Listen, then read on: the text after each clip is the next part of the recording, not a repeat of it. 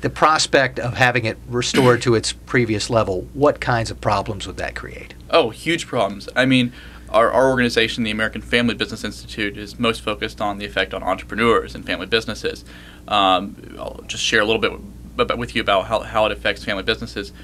Family businesses and small businesses are unique. They can often have huge amounts of wealth and hard assets, but have very little cash on hand, very little liquidity, such as that they're often known as asset rich but cash poor. Just think of your average small manufacturing firm. It can have hundreds of thousands in the property and the equipment and vehicles for transportation and any technology they have.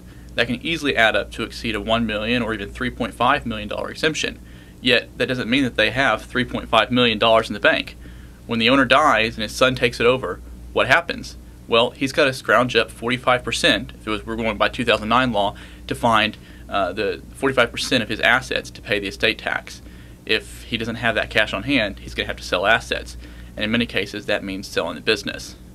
And so when people are thinking about the estate tax and the really rich people in their huge mansions and having to scrape a little bit off of the top of their profits, this is not what we're talking about. Well, you know, on the other side of the debate, the people who want the estate tax, the death tax, they're focused on the class warfare arguments. They want to paint this as the rich versus the poor.